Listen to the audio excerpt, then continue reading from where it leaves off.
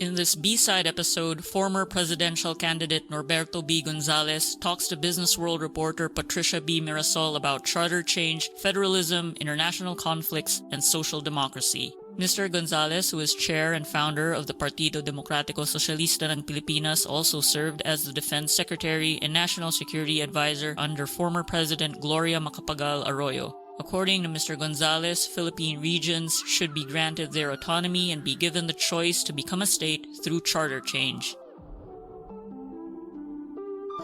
Good morning, Mr. Gonzales. I'm Patricia Mirasol, a multimedia reporter for BusinessWorld. We are here to talk about the federal parliamentary form of government and why you think it's necessary for the Philippines. Perhaps we can start first with the basics. What is a federal parliamentary form of government? Federalism is about territory. The normal practice of federalism is that you have countries wanting to become one country. So in the case of the Philippines, people who are advocating federalism are thinking of splitting the nation into states, converting our regions into states. I think we should begin by making sure that when we split into autonomous regions or states, that we can every region can economically survive. So my recommendation actually in this matter is that before we think federalism, because it's almost the same, let's think of making all our regions autonomous first, making all regions as autonomous regions, because we have allowed the Muslims to enjoy this privilege. And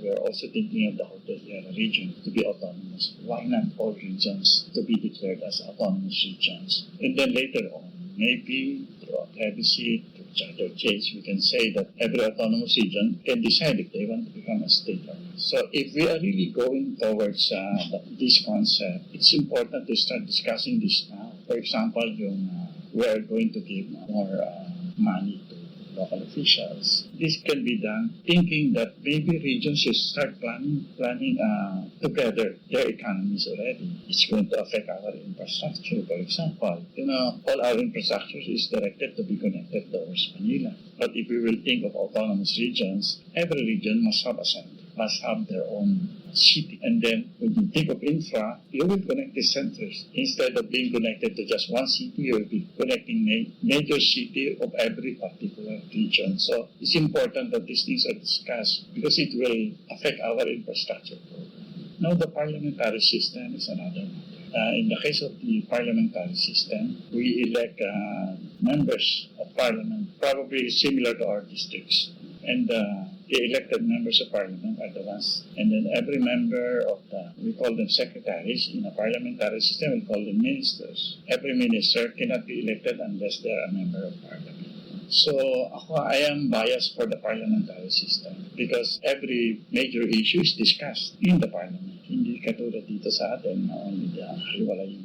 As a parliamentary system, there are only two major components of government. Yung combination of executive and legislative and the judicial system. Ang maganda kasi sa parliamentary system, yung giving opportunity for real discussion of issues and programs. Multi-party system normally in a parliamentary system. Even groupings, sectors of our people that cannot produce national constituencies can be represented in the parliament. Importante yung mga ideas iba't ibang sector to be discussed when making important decisions that will govern them in the future. You know what, some of individuals who also have misgivings about a federal parliamentary form of government say, what's the point of changing our form of government if we still retain the same leaders? Ang dapat tingnan natin yung ating electoral system. The problem of our dynasty is our electoral system. The problem of dynasty, the problem of our elections, For example, in our laws, in our electoral system, for example, cheating. Is cheating right or wrong? Wrong to us. But in our law, if a particular cheating is not sufficient to reverse the result of the election, it's no longer wrong. Mali yun, di ba? Dapat cheating. To me, the parliamentary system is a good system. Will there be abuse? Yes, there will be abuse. But it depends already on how we will mature as a people someday that we will begin to say na hindi na dapat yung mga abuso ituloy natin. Whether we are in a presidential system or in a parliamentary system, talagang yung ating political system is rotten to the core.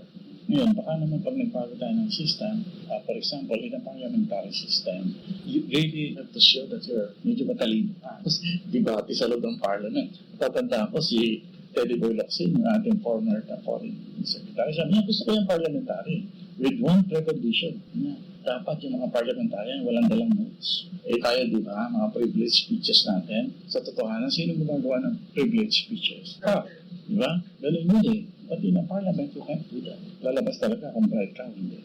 May I share something that a public relations operator said during the May 2022 elections? He said that to win in the Philippines, in an elections, you need the 4 M's. They stand for man, message, machinery, and money. Will a federal parliamentary form of government eliminate the need for the 3rd and 4th M's, meaning machinery and money? At the moment, our political practice is such that running for election is a private interface. For example, a person runs. Namimili siya ng partido. You know, in other countries, you know, to change parties like dying because it's, a party is an ideological commitment that you truly believe in. Hindi ko sa atin, baliwala yung partido. I mean, I'm sorry to say, for example, our own president, he ran under the federal party, but he never mentioned the word federal in his entire campaign. You know, what does the federal party represent? Never discussed. What was discussed is Bongbong the candidate. Political parties are important because they represent particular worldview, particular views of society, your concept of man, society, your commitment to certain philosophies that governs our lives, our moral bearing as a nation. That is a party, a real one. But we do not allow. Kaya sa atin, I think what is needed is R2. We need a law on political parties. Define the character and mission of a particular party in the Philippines. Number 2, elections should be financed by government. It will be a lot cheaper and very important if the money comes from government. It means that political parties become public entities, meaning subject to public scrutiny and public examination of whether you are using your money. Who will question politicians using their money? Is their money or given by friends or given by supporters? This is what is important to be done preparatory to shifting to parliamentary session. We need a law on political parties. We need to make sure that elections are financed by the people so that the loyalty of the politician is the people. Why do we have dynasties? Kasi naging very profitable ang politics sa Pilipinas. It became a negosyo.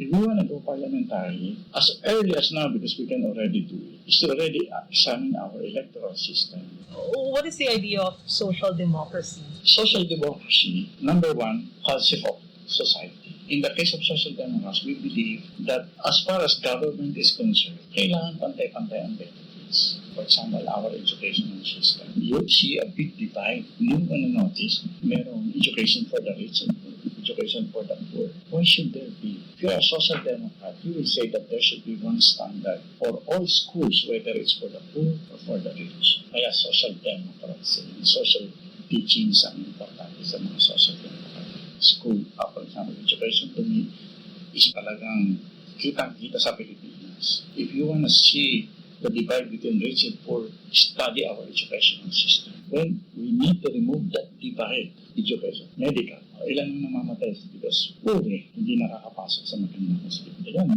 dalawang example pa. Opportunities for jobs, ang daming problema. Sa social democracy, welfare ng all dapat. Especially if it comes from government. Kasi pag nasa gobyerno ka, dapat ang pagtingin mo sa lahat ng nasa lipunan pantay-pantay. It doesn't mean there's no rich or poor. No, there will be rich and poor. But as far as services coming from government, it must be available to all equal. Yun ang social democracy. Pero lately, nagkaroon ng discussion sa Social International, the Association of Social Democrats in the world. But maybe, hindi natin kayang i-defeat ang capitalism because it's being practiced all over the world. Subukan lang natin na capitalism is practiced with the social concerns. Yung benefits ng production, dapat benefits all. Kaya tingnan mo na nangyari, COVID. Lahat ng mayaman, tumaas ang yaman lang by 30%. COVID yan, ha? Ay tayo, what happened to us? Kaya yun lang ang titignan ng mabuti natin. For example, sa social democracy, ang importante niyan yung who is participating or part of the engine of economic growth. Dito sa atin, ang sinasabi natin, ang importanteng bahagi ng economic growth are the rich. Sila yung may kapital, ganyan. Tayo mga mahirap, wala tayong kontribusyon. Kaya hanggang dyan na lang kayo. huwag na kayong magreklamo sa mga services that you're getting from the kasi hindi naman kayo part ng economic growth. So, yun ang tinitingnan. That's why in my campaign, I said that dapat bigyan ng capital na hindi masyadong difficult to obtain yung lahat ng mga entrepreneurs na mahihirap so that they become part of the engine of economic growth. Para ang lipunan sinasabi, nagpapayaman ng bansa, hindi lang mayaman. Pati lahat ng citizens na may entrepreneurial attitude, pwede. So therefore, they should also be part of the benefits of society. Yun ang nagiging problema. Hindi natin pinapansin yung mahirap kasi bayad na naman yung mga yun, sinuweldohan na natin eh. Di ba? Yun ang thinking sa capitalism. This is what we're trying to tweak. Hindi totoo yan. Kahit na sinusweldohan nyo yung manggagawa, ba yung kanilang efforts, ahagi ng pagpapaglaki ng ekonomiya. These are some of the things that are behind the thinking of social democracy. Circling back a bit to autonomy and public funds, a lot of people refer to the capital as Imperial Manila because all the power is concentrated here. It's so centralized. Therefore, some people say that there's no need anymore to shift to a federal parliamentary form of government or, have to spend for charter change because of the Mandanas-Garcia ruling, which mandates that more public funds should be forced through to the LGUs. What are your thoughts about that? Well, you see, the Mandanas ruling, there is a pro and con in there because you see, you are only just sharing of the revenue of government. You say so many percent goes to local. But can you imagine if so many percent goes to a region? The thing is that people, if you are just thinking of the Mandanas ruling, then you are thinking of development that is really province to province, town to town. Yan lang naman ang gagawin. Kasi during the time, for example, of President Ramos, he decided to launch what we call the Regional Development Council. The idea of the Regional Development Council is to see whether local officials and elements of the national government in particular regions can get together and really plan a development of the entire region. That's why I am insisting, sana, that preparatory to federalism, before you become a state, let's be an autonomous region first. So, yung development plan, alam mo kasi, magkakaroon ng repetitions ng gastos yun. Particular plan yan sa region. Kunyari, your roads, your highways, your hospitals, lahat ng public services. Kung minsan, ang liit-liit ng probinsya, 3 ang ospital. Meron naman probinsya, walang ospital. You have to define the regional requirement of development. Pati nga infrastructure na apatid. So I thought that we go regional autonomy first, from Regional Development Council to regional autonomy. Then later on, if our economy is in a particular region is sufficient, we can ask the people whether they want to become a state or remain as an autonomous region only. Pwede natin gawin yan. I remember one other federal parliamentary advocate. He's the former Senator Aquilino Pimentel Jr. Yes. His vision of such a form of government would be to create 11 to 13 states and also to match the lower income regions with the higher income ones, taking into account culture and language and geography. Do you have also a similar vision? Well, when you say regional autonomy, it's like that. In my mind, maybe 15. Because you see, the indigenous people of Mindanao, for example, have no region, have no state in the future. They should be given a territory no matter how small. So maybe 15. Kasi yung Cordillera sa North, meron na eh. Sa Mindanao, wala. How do you know that majority of our IPs are in Mindanao? And they have no territory. Let's give them one. That's siguro 15 autonomous regions para magkaroon tayo ng autonomous region for the indigenous people of Mindanao para katapat dito for the year. I don't know if the Visayans will also clamor for one. We don't know. Let's discuss these matters. But to me, before we plunge into something new like federalism, let's go regional autonomy first. With in mind that we might become a federal state. Kasi ako mas malalim yung aking concept ng federalism. It's more in keeping with the ideas of our former heroes like Rizal. During their time, when they were already campaigning, they were thinking of autonomy for the Philippines, part of Spain.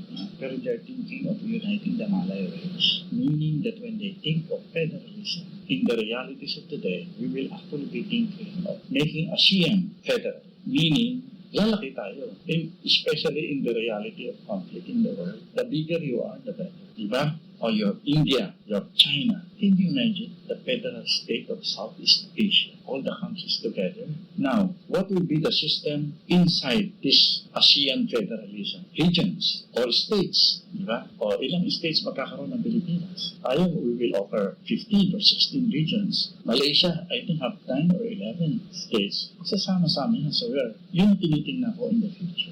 Will it happen? I don't know. But as far as I know, yung lahat ng mga agreements preparing towards federalism in the ASEAN region are almost there. Isa na lang ang missing sa agreements natin ay yung defense. If we will, kunyari ngayon sa Europe, meron NATO, di ba? Di ba? There is such a thing as SEATO ba yun? Southeast Asian Treaty Organization. Before, pero nawala yan. We can always revive. No, for example, no, it's very important. Kasi pinagkakaguluhan tayo ng mga superpowers. Kailangan the small guys should get together. So to me, kung hindi pa pwede yung federalism of Southeast Asia, magkaroon muna tayo ng defense agreement among the ASEAN states. So you think that the top challenge before we could evolve into an ASEAN federal state is you to have a defense pact first? We can have bilateral and multilateral agreements among the states. Pwede tayo makipag-usap sa Indonesia. We will have a defense agreement sa Indonesia, sa Malaysia. Isa lang muna. And we'll see how it will evolve. For example, in the case of Europe, there are countries there before that do not want to join the NATO. But because of the Ukrainian war, imagine Sweden and Finland wanting to join NATO when they want to be neutral before. Kaya we are entering a new world. A world na hindi ka na pwedeng neutral. Di ba? Hindi na ka pwedeng neutral din. You have to be part of a bigger whole. Talking about neutrality, what should be our position should war erupt among those three nations? Wala naman tayong masyadong choice because, for example, you choose between China and US. Wala tayong defense agreement with China. But we have a defense agreement with the United States. Ang masasabi ko lang yung caution dito is that huwag nating itatapon yung nagawa na natin. We have achieved something tremendous, you know. We are allied with a particular superpower, with allies in our part of the world. When you go US, you go Japan, Australia, New Zealand, our neighbors are there. Tingnan mo ngayon ang behavior ng dalawa, China and US. In the case of US is telling us, pag giniyera kayo, tutulungan namin. And it is guaranteed by an agreement. Number 2, joint patrol. In the case of China, anong ino-offer? Oh, we're good friends, but we're stealing your territory. I hope you don't mind. Yun ang reality ng natin. I don't think that yung gera ng Taiwan, well, it will affect us because we have so many Filipinos in Taiwan. That's number 1. Number 2, trade. Pag nag-gera yan, mababago yung flow ng goods and services in the region. Kaya tatamaan talaga tayo. But in terms of purely military effort, huwag natin itapon yung what we already have. Now, we can always tell China that we have an issue. You claim a territory that we are claiming to be ours also.